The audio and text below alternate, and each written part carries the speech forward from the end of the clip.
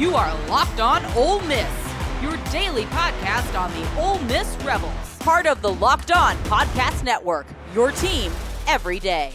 Thanks again for making the Locked On Ole Miss podcast your first listen every day. We're free and available wherever you get your podcast, including YouTube. We are part of the Locked On Podcast Network, your team every single day. Hello, I am Steven Willis, the host of the Locked On Ole Miss podcast. He is Tom Vanderford in his weekly Friday night slot. And this week, Tom, it's bounce back week. It's rebound week. Ole Miss is in a must-win situation. If you were at all interested in the playoffs, Ole Miss has to win the game in Columbia, South Carolina. Yeah, truer words have never been spoken. So we'll see what this team's made out of. Hopefully, you know they've given the lip service we want. You know, if you listen to all the interviews, but let's just see how it plays out. You know.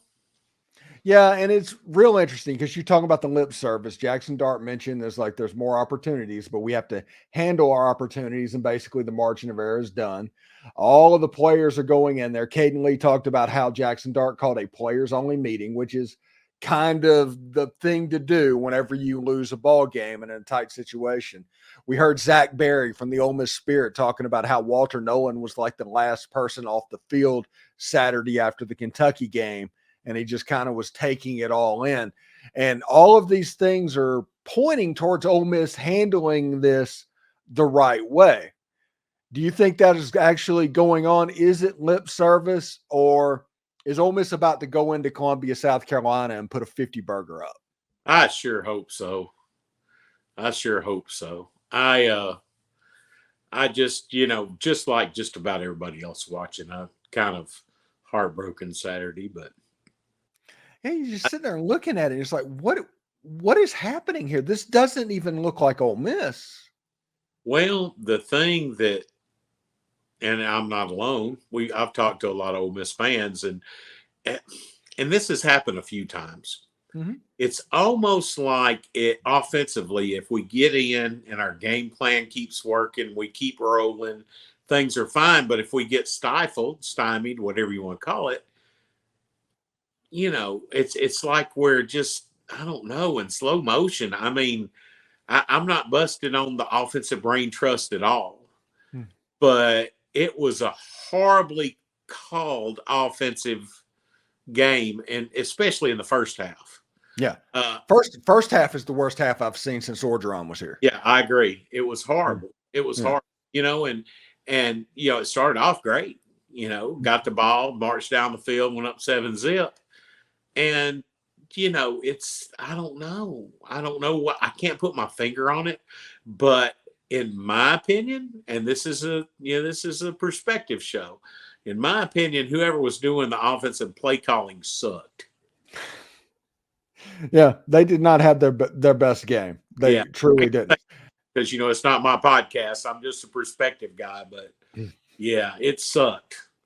Well, it's at the point where I think we should look that Mark Stoops just has Jaxson Dart's number. That I think there's a little bit to that, because he struggled in 2022 when they played the first time. He was 50% passing, about 150 yards for the whole game. And listen, that is good. I mean, they shut Carson Beck down too, and they shut down Georgia. So, if you want to look at it, we scored more points than Georgia did against them, but hang a banner. Yeah. At the same time, it's just, I don't know. It's kind of depressing, but we'll see what they're made out of tomorrow, and hopefully it's positive, and we can get ready to put that one behind us and go to Baton Rouge. Now, my hope is we come out of Baton Rouge with still only one loss, and then things will be on like Donkey Kong. Yeah, if you come out of Baton Rouge and you are 6-1, you're exactly where everybody thought you were going to be before the season started. Right. Now, there's no turning back. But now it's at the point where that margin of error has been removed, so everybody's a little bit freaking out. My point that I was making earlier is Jaxson Dart has not had back-to-back bad to mid games in his whole time that he was at Ole Miss. That's true. After that Kentucky game that he threw for 150 yards and an interception, and Ole Miss won that game, he threw for 450 yards against Vandy. Yeah. Against Alabama last year, he struggled a little bit. The next week, he threw for 377 and 4 touchdowns against LSU. Yep. Against Georgia, he struggled in that game. The next week against Louisiana Monroe, and I get the opponent on that one, but he was also injured in that game. He completed about 75% of his passes for about 330 yards. Right. He struggled against Mississippi State. He only had 96 yards passing against Mississippi State. Again, injured. Next week, playing the number 1 defense in the entire United States of America in the Peach Bowl in the next game, he threw for 377 and 3 touchdowns and led Ole Miss to the victory. He has a history. There is a proof of concept that you've seen that whenever he has a bad game, the next game is going to be pretty good. That's true. And let's hope that is true tomorrow. I would like to think that we are more talented than they are, and we should easily win. Now, the Sellers kid's back, and he's electric, but I think I don't know if easily is the right word in that situation. Yeah. I think Ole Miss should win. Ole Miss has the better team. If Ole Miss plays well and South Carolina plays well, Ole Miss wins the game. I guess I should have said easily cover the spread. Yeah. You betting folks out there, was the spread's like 10 points? It's like 9.5. Yeah, something like that. That's cool. I'd be happy with that. But if we go there and we eke out a win, I'm going to be happy with that too. Yeah, 1 point or 50 points. Just win the game. So when we come back, we're going to continue our thoughts on the Ole Miss South Carolina game, probably talk a little Juice Wells as well. Stick around for that. Hey, NFL fans, you can start your season off with a big return on FanDuel. It's America's #1 sports book. It's the place to bet on which side of Ole Miss being minus 9.5 for Saturday's game against South Carolina, or maybe the over-under right now, which is sitting at 53.5 points. Ole Miss would have been close to going over that number by themselves. When you have hunches like that in the middle of the game, you can research those check out the latest stats, view live play-by-play, and so much more on the same page where you place your bets. You'll start with $200 in bonus bets guaranteed when you place your first $5 bet. That's FanDuel.com. Also, I do want to welcome a new partner on the podcast. It is College Corner. It's your one-stop shop for all things Ole Miss. Game day is just around the corner, and this week the fans are rocking powder against the South Carolina Gamecocks. So head on over to College Corner and pick up that perfect game day gear. Scott just got a bunch of Realtree Galaxy, the new Realtree camouflage pattern tumblers in the store, and they have more stuff on the way as the Oklahoma game gets closer. They're going to get more and more merch, so you can check it out there, whether you're getting up for football, basketball, or baseball. College Corner has got you covered. They're located off of Sisk Avenue, right across from the new Chick-fil-A. Getting into the store is a breeze with plenty of parking. And for those of you out of state, no worries. Visit collegecornerstore.com where they turn around orders lightning fast. Trust me, this isn't a sales pitch. I get all of my Ole Miss gear from College Corner. So visit collegecornerstore.com or stop by College Corner in Flowood, Ridgeland, or on Sisk Avenue in Oxford today.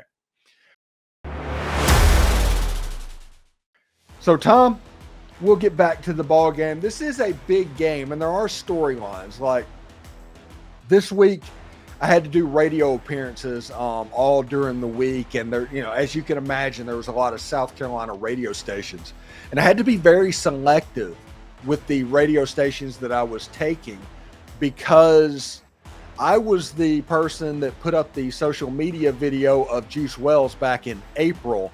And that went completely viral in the state of South Carolina. And there were people that were just looking to have got you moments against me and Ole Miss leading up with Juice Wells coming in.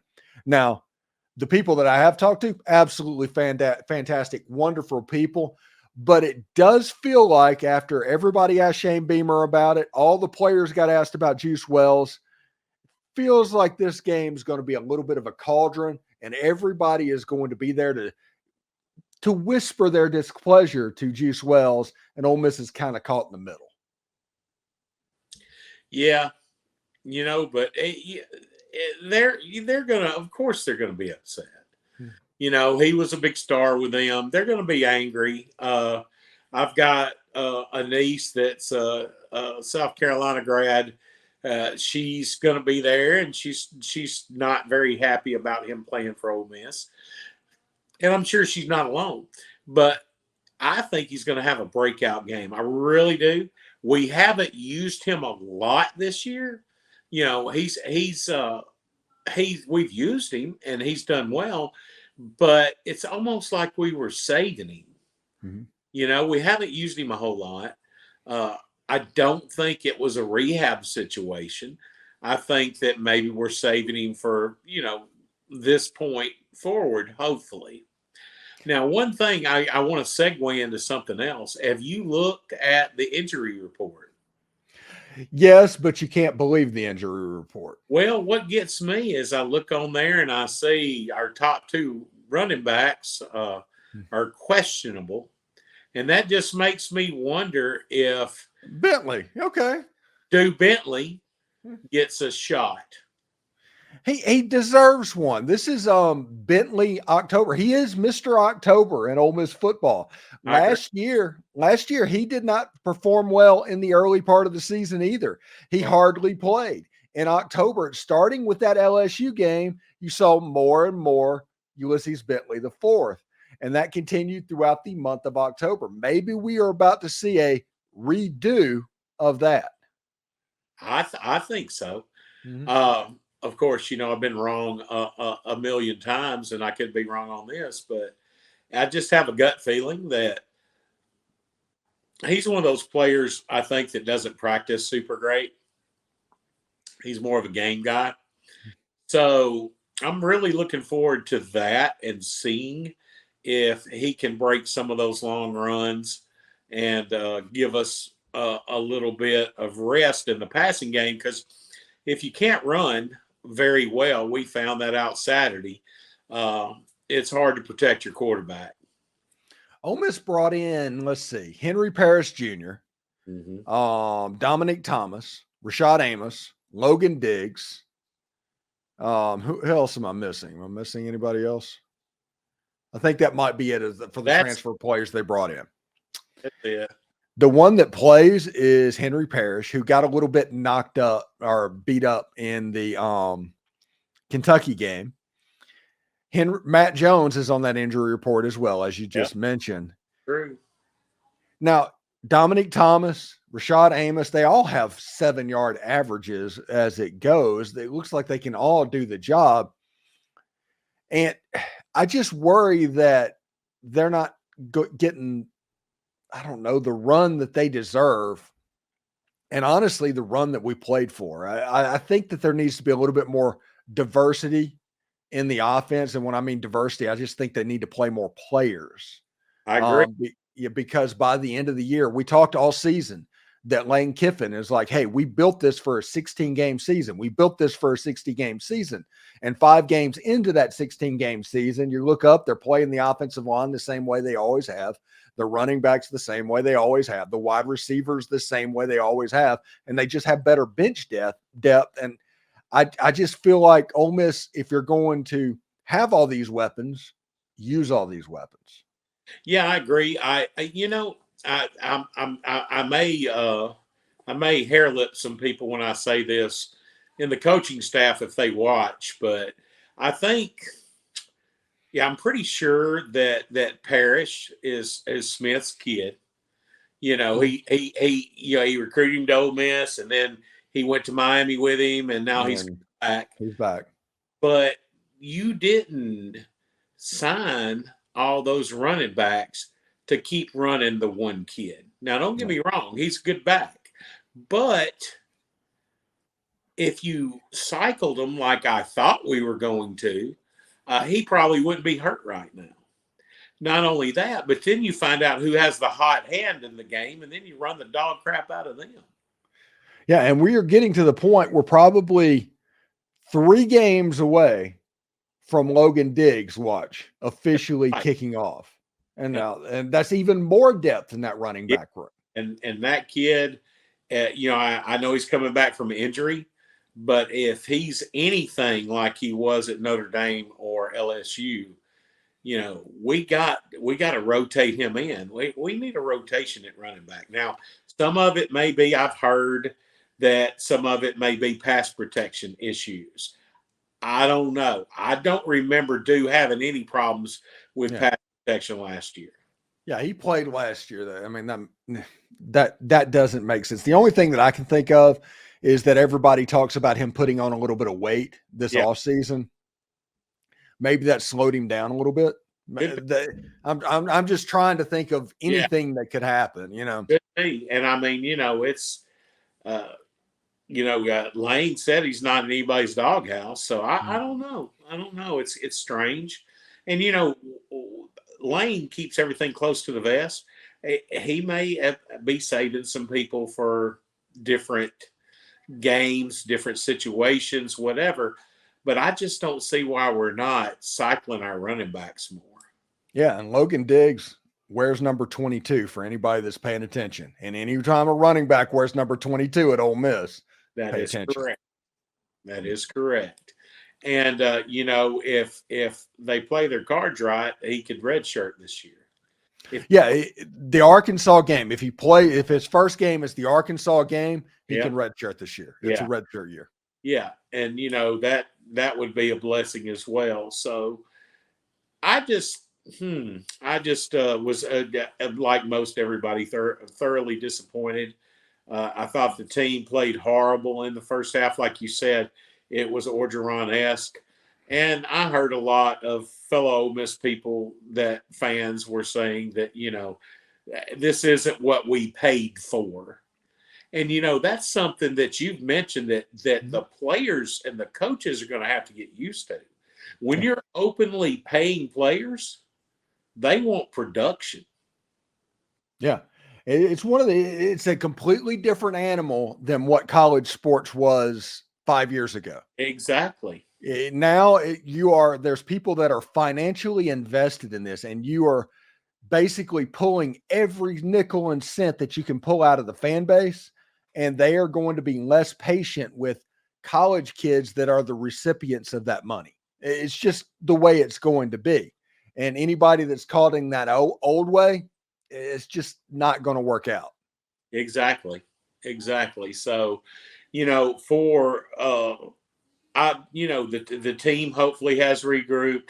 We'll find out tomorrow. But going forward, I hope we have more of a sense of urgency. And I saw a lot of complacency against Kentucky. I saw a lot of blasé, and there were some players that were up for that game, but there were some that were sleepwalking, whether it was the play calling, which I think that was the big issue, or other issues that we don't know about. We need to rectify that. We need to correct that, and we'll find out tomorrow. Thanks again for making the Locked On Ole Miss podcast your first listen every day. When we come back, we will put our finishing touches up on the South Carolina Gamecocks, including give our predictions of the game. But first, I do want to let you know that Game Time is your place to get Ole Miss football tickets. They have killer last-minute deals, all-in prices, views from your seats, and the lowest price guarantee. Game Time takes the guesswork out of buying Ole Miss tickets. There's not a bad seat in Vaught-Hemingway Stadium, but Game Time makes it to where you can see exactly what the view will be from that seat before you buy the ticket. That is awesome. They have the lowest price guarantee, event cancellation, job loss protection, all of the customer service bells and whistles that you might be looking for, they have. So take the guesswork out of buying Ole Miss tickets with Game Time. And with this being the most anticipated season in Ole Miss history, I might be able to help you out with tickets as well. So download the Game Time app, create an account, and use code LOCKEDONCollege for $20 off your first purchase. That's all one word. Term supply. Again, create an account and redeem code LOCKEDONCOLLEGE for $20 off. Download Game Time today. Last minute tickets, lowest price guaranteed. So, Tom, before we get out of here, what are your final touches and what are you looking for in the South Carolina game? A win. Like we said earlier, 1 point, 10 points. It doesn't matter. A win. Yeah, just get the W and go down to LSU and then do it all over again, because the goal is to have one loss when you leave Baton Rouge. Right. Not any bad injuries. That's always something that you want. And I want to see our defense light it up. And I want to see us run the freaking ball. I want to see us. We've got a lot of money on that offensive line. 2 guys that were on the best offensive line in the country last year. I want to see some smash mouth. Well, when you go into the Eastern State University Timberwolves, it's going to be a difficult situation. Always. Yeah, it will be difficult when you play the Eastern State University Timberwolves in that stadium. So Alvin Mack, Latimer, the whole 9 yards, that should be pretty interesting. Looks like you're getting a call at the moment. So we'll see. Can you hear me? He cannot hear me. Anyway, let him play with that just a little bit. He apparently got a call at the moment, so just bear with him real quick. Whenever he clicks in, I should be able to hear something. But we'll see how it goes. I can't hear you. So anyway, that appears like for whatever reason, technology has gotten the end of Tom Vanderford a little bit. We'll see everybody. We have Michael Katz at midnight with the pregame show. And we have the pregame show with John Macon Gillespie at about 11 o'clock on Saturday. So stick around for that. We'll talk to you then. I'm Steven Willis. He was Tom Vanderford. Thank you very much. And thank you again for making the Locked On Ole Miss podcast your first listen every day. Take care. Have a good Friday.